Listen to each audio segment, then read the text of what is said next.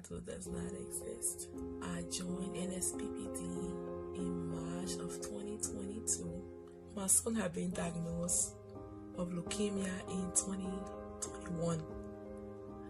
And I always said, God, if I had just opened this link, I told God, I said, God, like Pastor Jerry, at that time, Pastor Jerry kept on praying. People would give testimonies about leukemia.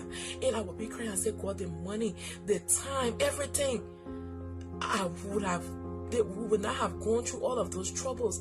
Then I told God, I said, God, but I wanted to show to me that somebody can be diagnosed of leukemia and they can go and get that diagnosis and go back again after the prayers, and then it is negative. People have got the next day. Or a lady that we're from the same country, I'm from Liberia.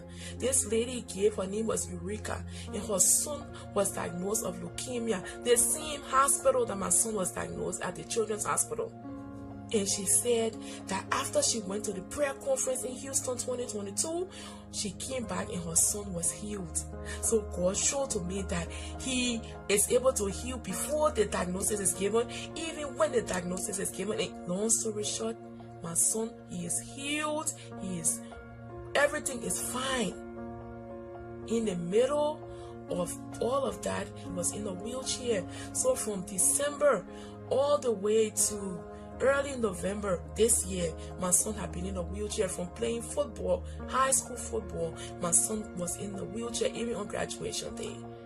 But by the grace of God, today he is walking. I told God, I said, before his birth, I went to NSPPD prayer conference in September this year in Houston.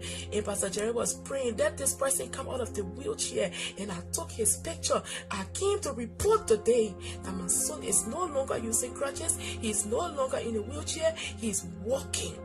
He's driving. Hallelujah. The prayer